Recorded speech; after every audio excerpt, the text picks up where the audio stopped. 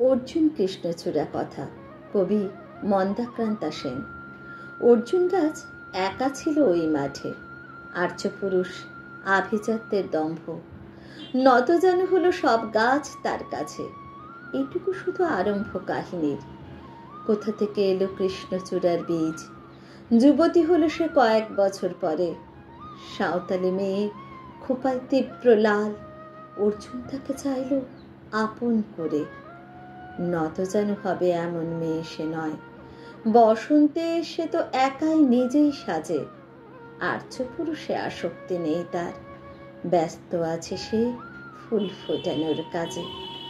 খোপা থেকে খসে কত রাত্রির ফুল, ঝিরঝিরে পাতা পোশাক বুনেছে তার।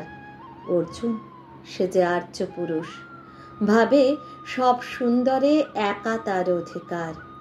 অর্জুন গাছ চেয়ে দেখে দূর থেকে, কৃষ্ণচূড়ার হৃদয় ঝরছে রোজ।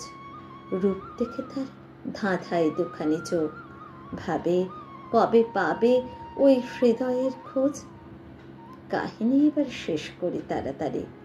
কৃষ্ণচূড়ার জেদখানি বড় বেশি, অভিমান সেও বিকাবে না কারো কাছে, বরঞ্চ হবে বন্ধু বা প্রতিবেশী।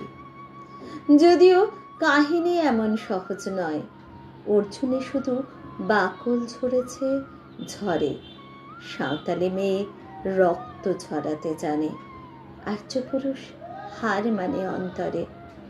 পরের জন্মে অর্জুন গাছ হয়ে কৃষ্ণচূড়াকে বন্ধুর মতো দেখো। আমাকে চিনতে ভুল করো না হে রেজু, রক্ত ঝরালে বাকল খসিয়ে ডেকো। নমস্কার।